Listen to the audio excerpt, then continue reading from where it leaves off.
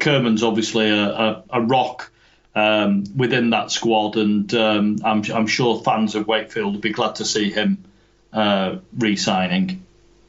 Yeah, obviously Ryan Hampshire, because of his nonsense on Twitter about finding out about it online, which is utter bollocks when someone's been offered a contract and said that contract isn't as much as I want, so I'm not signing it.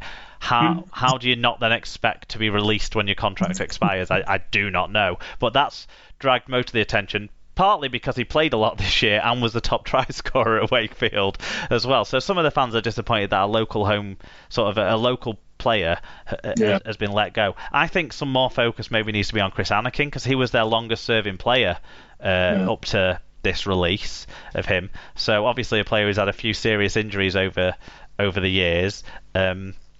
So good luck to him. We'll talk more about him later on in the news. And there's kind of a bit of a gap in the middles there, isn't there, to replace, with Anakin, England and Hurst all leaving the scene, although they've made some steps to fill that by signing Joe Westerman, which has been announced today, on a 2-year deal. He'll be filling in at that loose forward position, which I guess means Tinner, our owner, will be playing more in the front row next year. But yeah, that's an interesting sign. I think Westerman is a very, very talented player who maybe is coming closer towards the end of his career now, so that might be a factor. But he's shown some brilliant touches in the early to mid part of this season with Hull before injuries / a drop in form for the whole Hull side kind of coincided into a bit of a storm to make him not be the player that he had been in the first third of the season. But good signing, I think, that one for Wakefield. I agree. I've always had a lot of time for Westerman. I think he's a very talented player. If he'd have been more consistent in showing how good he can be, I think he would have been an England, Great Britain player on a regular basis, albeit with Sean Loughlin ahead of him in his favourite position. Yeah, sure. Okay, Huddersfield Giants have signed back row forward the moral vacuum Kenny Edwards from Catalans Dragons on a 3-year contract. Edwards, who's 30, joined Catalans from Australian side. Well, Parramatta Eels were the last side that tolerated him in Australia in 2018. He scored 13 tries in 39 matches for Catalans, and obviously, as well, let's not forget, was a big part of that the Challenge Cup triumph last year. But to be honest, he's a bit of a grub, he's a bit of a knobhead off the field from, factual reporting of actual things that have happened, like taking other people's drug tests and other things like that he's done in the past, let alone throwing balls into the crowd and other things, inciting violence potentially at a match this season against Warrington. Let's not talk about him anymore, other than to commiserate with Huddersfield fans that they're going to have to tolerate his behaviour next year. Yeah, I haven't had anyone to hate at Huddersfield for as long as I can remember, to be honest, so that'll be an interesting new feature of going to watch Saints play up there next year. Fair shout. Salford. The cat wants in, David. Sorry. O'Malley the cat has got a rather loud voice. He also detests Kenny Edwards' behaviour. He's agreeing with me. Salford have signed halfback Kevin Brown from Warrington for the 2020 season. The 34-year-old has made 343 career appearances for Wigan, Huddersfield, Widnes, Warrington and Leigh, scoring 139 tries. Brown has also earned 10 caps for his country and played in the 2017 World Cup final. Yeah, Tom Andrews got in touch and said, imagine selling your Wagyu fillet steak to Wigan and replacing it with a burger off the van at Batley's Bulldogs. Wonder if he's gone to Salford to win things. That's a little bit harsh on Brown. I mean, clearly Kevin's coming towards the end of his career now, but he's still got quite a bit of talent in his locker. And in Watson, there's a very good coach there. I'm sure he'll get the best out of a man who is clearly in the veteran years now. I would have agreed with you about some of those things about Kevin Brown until I saw his performance for Leigh last week against Featherstone, when I think he was. I just think he tried to be Kevin Brown of 3-4 seasons ago, and he just wasn't. But let's see if that can be turned around. And obviously, is a great experienced player to bring into that side. Clearly a step down on Jackson Hastings, but maybe a good foil for Tuilola here. We'll see. Yeah. I mean, anybody would be pretty much a step down from Jackson Hastings. So. Catalans Dragons centre Arthur Romano I think winger as well as centre Arthur Romano has signed a new one-year deal with the Super League club. The 22-year-old has been part of the Dragons Academy since 2015. He scored 3 tries in 13 matches this season. They'll hope that return improves, but good on him. Hull KR have re-signed halfback Jordan Abdul from relegated Super League side London Broncos on a 2-year deal. Seriously? That's a shock, isn't it? A 23-year-old who was born in the city, spent the season on loan at Rovers in 2017. And of course, Tom Andrews has had his say. He said, "The worst kept secret ever, but still very happy that one of our own is coming home. Should have stayed all along, in my opinion. An upgrade on Drinkwater and a Hull lad. Loved this time of the season." Yeah, again, Abdul's someone I've always had a lot of time for. I'm amazed he's only 23. I think that's Papua New Guinea age, that is. Hull KR are bringing Warrington's Harvey Livett back to the club. The Wolves player, who can operate either in the second row or at centre, will return to Craven Park for the 2020 season after a season-long loan. Agreement was made between Rovers and Warrington. And Tom has his say again. He says, "Another great signing, albeit on loan. Made his break under Tony Smith and can cover multiple positions, so it's a thumbs up from me. I just hope Wire don't have a recall clause for when we play Turtleman's mate at Huddersfield, the shady bastards." I think we might have a title there. Batley have confirmed that winger Keenan Tomlinson will remain with the club. Oh, sorry, I had another. There was another one to slip in there. No, go on, slip away. One of the later ones that won't be in your rundown, but is in mine. It's London Broncos head coach Danny Ward has signed a new 2-year contract to keep him at the club until the end of the 2021 season. The 39-year-old took charge in 2018 and led them to promotion to Super League in his first season. However, they were relegated back to the Championship after finishing bottom of the top flight this term, but not without winning lots of friends along the way, that's for sure. Another line on London, they've signed Dan Norman from Widnes on a 2-year deal, so that's another young forward that they're plugging into their setup as they restructure their squad under Danny Ward. But he's done a fantastic job, hasn't he? And I hope he's got a well-paid deal because he deserves it. He certainly does. He absolutely does. And as I was saying, Batley have confirmed that winger Keenan Tomlinson will remain at the club in 2020 after signing a 1-year contract extension. The Jamaica international has been at the Bulldogs for 2 seasons, having come through the Bradford Academy.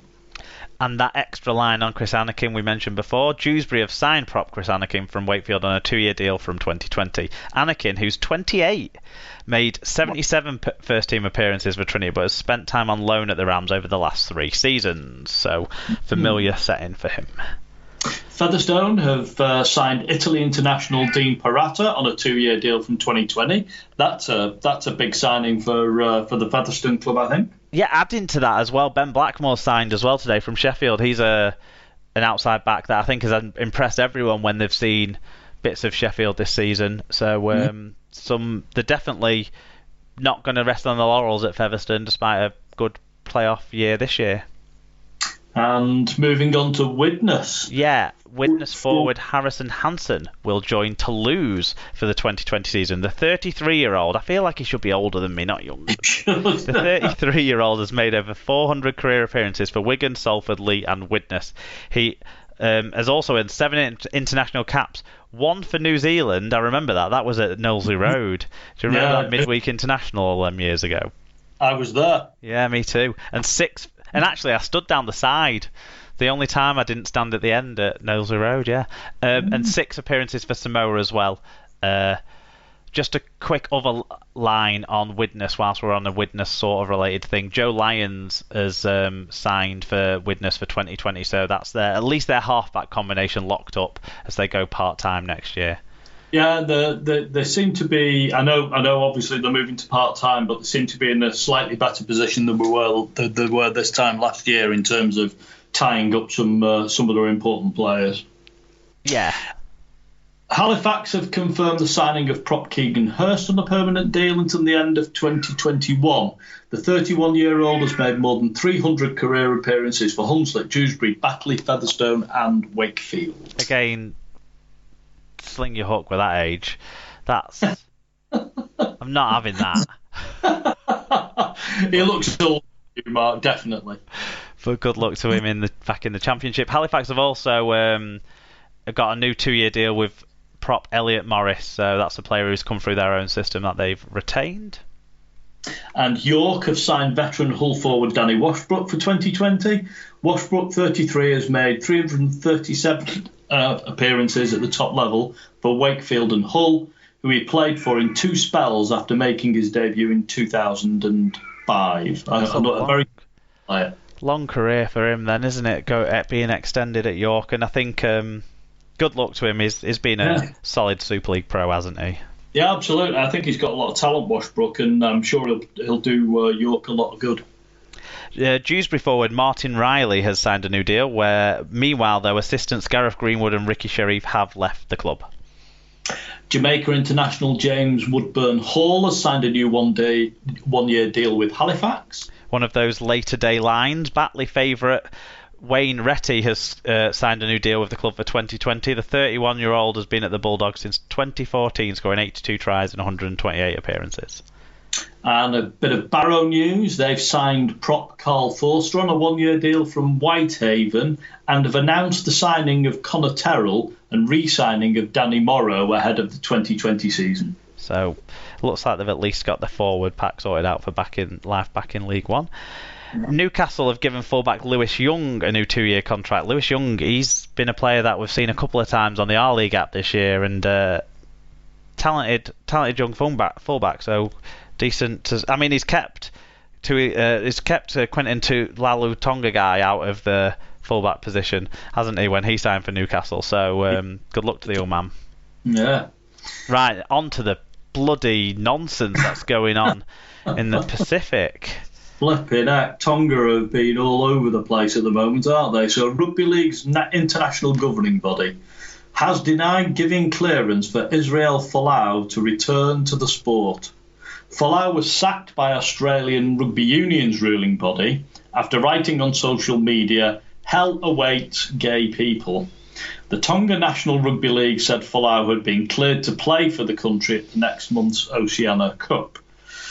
But the Rugby League International Federation, the RLIF, said it was incorrect, as the RLIF has not been formally asked to consider the matter. Tonga will face a touring Great Britain side in Hamilton, New Zealand on the 26th of October, before coming up against Australia in Auckland on the 2nd of November. Golly.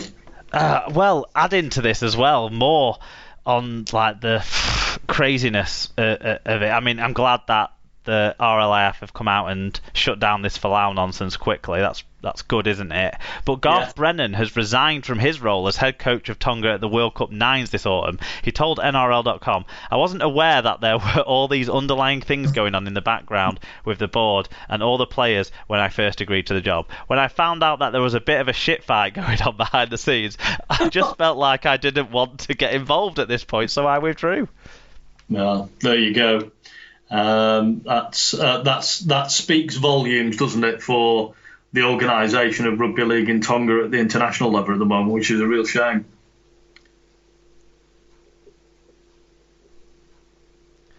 Yeah, well, they've been making great strides, haven't they, on the field, and all the players that had committed to the Tongan cause, and the scenes at the 2017 World Cup in that semi-final against England. Yeah. There was so much positivity sweeping through that, and we were thinking, oh, fantastic, we've got a genuine fourth country here that's at the top table.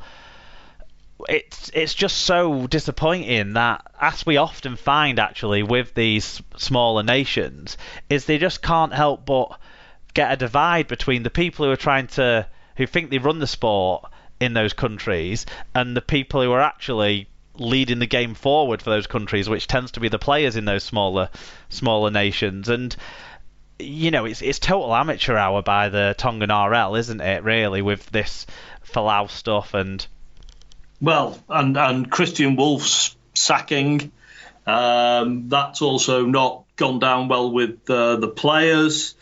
And, the reappointment of Frank Endicott